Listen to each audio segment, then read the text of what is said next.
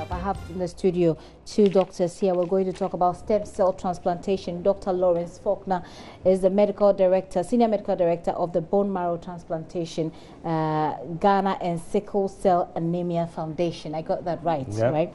And also here in the studio with me is Edward Delaziga, medical doctor of the Bone Marrow Transplantation Ghana Sickle Cell Anemia Foundation. So we're basically going to be talking about sickle cell. We know the pain it causes to the persons who happen to be is it the right expression, sickle?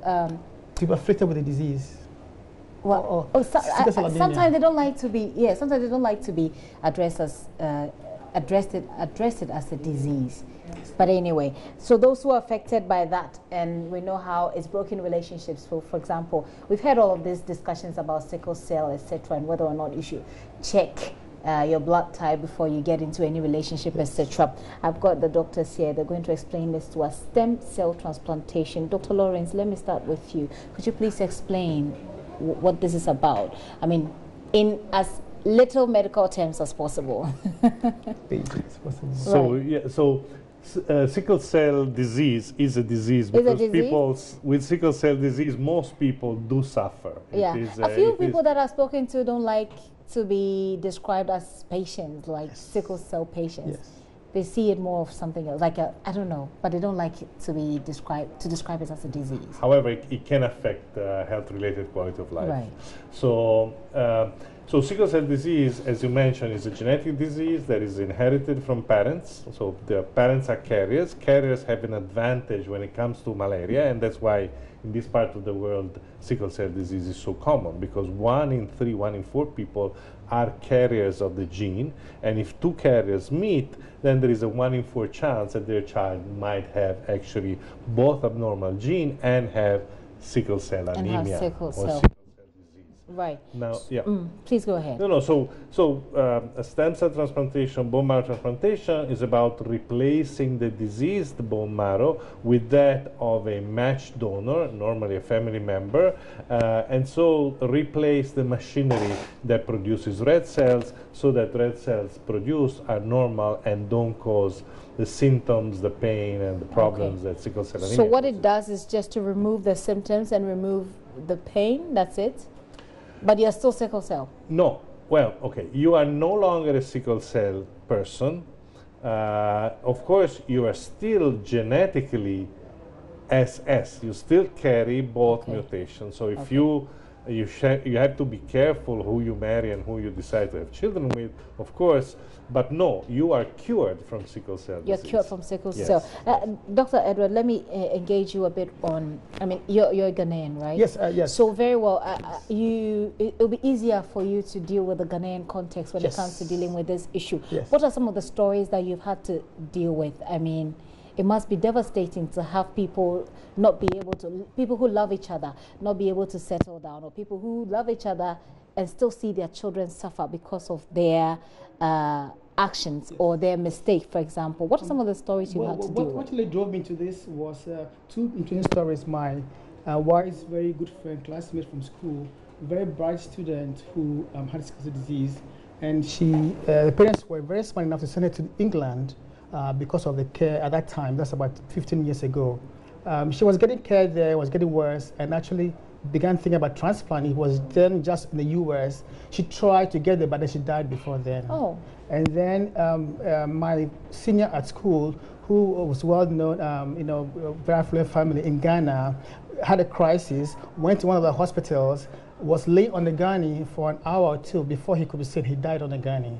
Oh. So between these two, I said I have to do something, and that will help increase awareness for this disease and also the treatment. So after my residency in pediatrics, I went into fellowship in oncology and then did a fellowship in bone marrow transplantation. We hear the stories about families parents who have ASAS, and they're worried about having a child because of the disease. It's actually a disease that puts stress on the finances of the economically and socially. It can destroy the family, and it can be very devastating in certain settings. Okay, but is this some sort of a breakthrough for this? So you know, the only cure for that is bone marrow transplant. And like Lauren said, with bone marrow transplant, we have a healthy donor, and we transplant the stem cells from the donor in the patient. And the stem cells have the potential to repopulate the marrow of this patient and now produce new red blood cells that do not have the sickle cell mutation, and by that they are cured from the disease. No more transfusions, no more pain episodes. It's actually like a breath of new life for these patients. Wow. So what you are doing here in Ghana, let me find out, Dr. Faulkner, this is why you're in Ghana? Yes, so I'm the medical director of an Italian organization which is called Cure to Children, which was Cure to Children. Cure to Children. So we bring the cure to the children, rather than the other way around. Okay. So, and it was developed by a group of parents that lost a child to cancer, Italian group of parents, and with the mission of trying to facilitate the treatment of cancer and severe blood disorders like sickle cell directly in their country. So essentially we are here to sort of achieve our mission, to try to make this cure available in Ghana, where there are, as you know, right, many children with sickle cell disease. So the reason why I'm here is just because that's my job. I can understand. But Dr. Edward, let's look at what processes people have to go through if they have to. So I know someone who is sickle cell. I bring them to the hospital, and then what?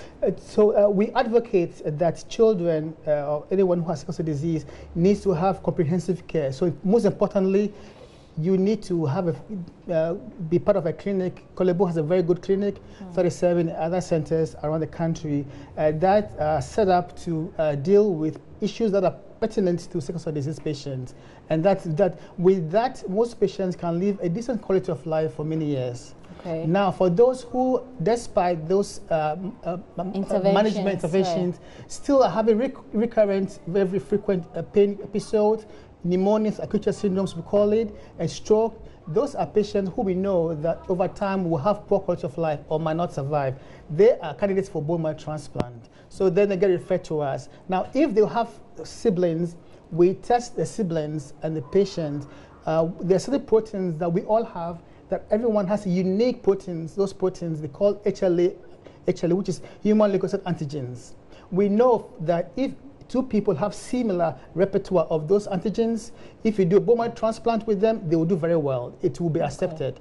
So the first thing will be to test the patient and the siblings if they are a match. If they are not a match, it's still not all us, because we can use one of the parents, likely the mother, as a donor. It's a much difficult kind of transplant, but we do it. We can do that too. Wow. So every child or every patient in Ghana or anywhere that has sickle cell disease that need a transplant has an option for cure. Now, the transplant is not a walk in the park. It has side effects. It has side effects. Yeah. Tell us a bit about the side effects. So because you are introducing a different set of cells into another patient, there's the chance of rejection of this graft.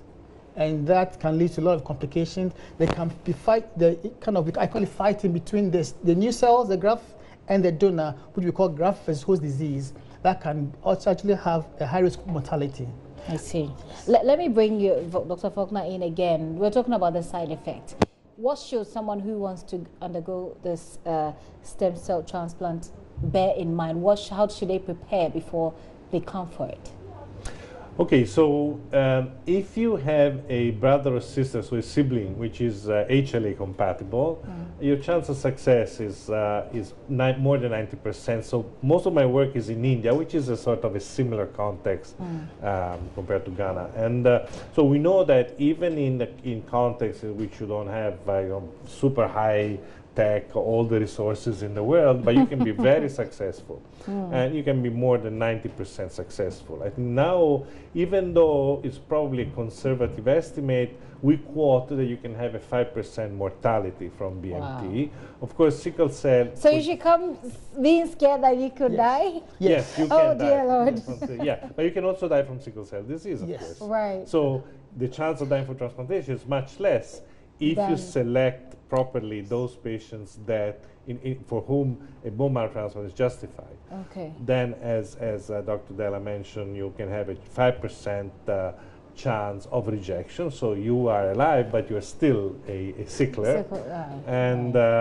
And then, of course, there is the issue of long-term side effects. So the bone marrow transplantation really has been done for decades. So it's not it's sort of a very recent Ghana, breakthrough. I think it's in Ghana it's relatively new, but because it's been done for decades, we know what the very long-term side effects are. So we know that it brings back essentially normal health-related quality of life. It doesn't affect intellect, it doesn't affect growth. However, in a 50% of cases, and again, this can be variable, it can affect the ability to have children. So right now, it's hard to wipe out the bone marrow without damaging, you know, your fertility. So that would be probably the most important long-term side effect. Wow, wow, interesting. Well, I don't know. I would have loved to hear what our viewers think about this, and I'm sure they have a lot more questions than I have because I have not experienced it. But if you were to advise people, I'm going to leave you to each to give us an advice. One on those who are not yet married and what they should. I mean, people know about this, but oftentimes we take it for granted sometimes. So I'll have you speak to that as your final word. What should people look out for? What should they do? And then, Dr. Faulkner, you can speak about, you can advise people about what to do if you're sickle cell, moving on from there. So let's start with you, Dr. As with every disease everywhere, the most important aspect of disease control is prevention. So counseling becomes very important. Every person who is dating and thinking of getting married, having children, must ask the partner their sickle cell status.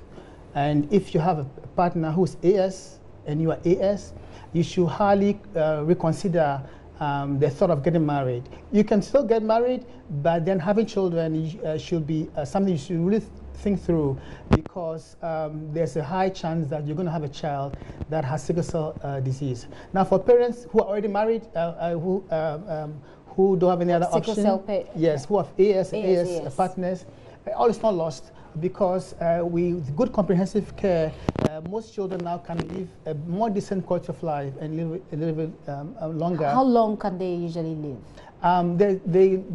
The life expectancy, it depends in every country. In the US, it's about 60 years for the females, and a little bit long, yes. So there's a good, because they have good care there. In Ghana, it's a bit lower. I don't have the exact data. In Ghana, I heard about 19. I don't have the exact data at this point to give you, but it's much lower because of the need to improve, the comprehensive care, have more centers, and also get more people aware about what we're talking about. And the fact that bone marrow transplant is also another option that we're introducing here. Hopefully that will improve, the overall outcome of many other children. Okay. Yes. Okay. Well, Dr. Faulkner, if you already have sickle cell as we speak, what will you say to people like that? Okay. So, as you said, not everybody with sickle cell disease is a candidate for transplantation because it's a risky procedure. You know, it's an expensive procedure. We'll talk about We'll talk about the cost. Yes, absolutely. Well, since you're at it, tell us how much does it cost? So if ideally a young child, let's say less than 15, and has more than 3 severe crises per year, or a stroke, or had chest syndrome, or requires transfusions, then BMT should be considered. In that case, in Ghana now we're already offering free compatibility testing, HLA typing, that was mentioned by Dr. Della, and also we're offering free hydroxyurea, which actually improves this, doesn't cure sickle cell disease, but improves the symptoms. If you have a matched sibling, the transplant, which is offered on a non-profit basis, and we're actually doing as much as possible to fundraise and partially sort of subsidize the transplant, will be in the range of, the cost will be in the range of $15,000, which of course is much less than in the West. That's a lot. I know, it is a lot. Wow. It's the cost of a medium car. Wow. But yeah, and I see a lot of cars in Accra. I know. So a lot of big cars. A lot of big cars. We can do 2. With many of these cars, we can do 2 or 3 transplants. Oh wow. But anyway, so of course, if you don't have a matched sibling, then we can still do it, a bit more risky. Of course, these things have to be explained properly to the families, that you can do it from the mother. In that case, it's a bit more expensive. A bit more expensive. But like we are how doing $20,000. So, but we're doing our very best to really, for patients that really cannot afford it, to fundraise a good proportion of that, of that cost. Okay. How can people find you? I mean, if someone has the need to get in touch. So I would say the simplest way is to go to the website www.bmtghana.org. What's that? BMT? BMT, bone marrow transplantation. BMT Ghana.org. Ghana. And they will find the phone numbers, the address, all the information Everything they need. is there. Yes. Okay. Yes, yes. Okay. You say what? Okay. So the website is bmtghana.org. You can find lots of information. I believe you have advice as well for people. After the website, yes, the phone number here. Right. And you do have all of this information on the website. Correct, and yes. does this include information about how to take care of yourself, and do people get so we put in literature on the, it's not yet on the website, but our goal is to also add some literature for the families to help them. Not only, but myself and Dr. Dela, weekly we will be available to have Skype meetings with the families. Skype meetings. Yes. Great, so we will be a couple of hours a week. Yeah. Wow. Of course, wow. yeah, we will be available. Wow. Well, so why don't you get in touch with them? First of all, I mean, if you're not married yet and you're about to marry, or you're considering marriage, you should check these things, because $15,000, that's a lot. Coupled with the fact that the child may be in so much pain before you even get to that level. And what if he or she is not a candidate for bone marrow transplant? But, well, if you are already in that situation, there's hope. You can get to work on it. bmtghana.org. That's the website. You can also call them on 055-668-0012. It's been very interesting having this conversation. I wish that we really had time to go a bit more into it. Dr. Lawrence Faulkner is the Senior Medical Director of the Bone Marrow Transplantation at the Ghana and Sickle Cell Anemia Foundation. Dr. Dela Ziga is the Medical Doctor, also of the Bone Marrow Transplantation, Ghana Sickle Cell Anemia Foundation. So, gentlemen, thank you very much for coming. And I want to say that as a Ghanaian who has experienced a lot of, seen a lot of people with sickle disease, and having been able to train in the US to do this, I'm very fortunate and excited to come to Ghana and do this. We're happy to have you back in Ghana. We're happy to have you back in Ghana, and we're happy to have you, Dr. Faulkner, as well. How long have you been in Ghana, though?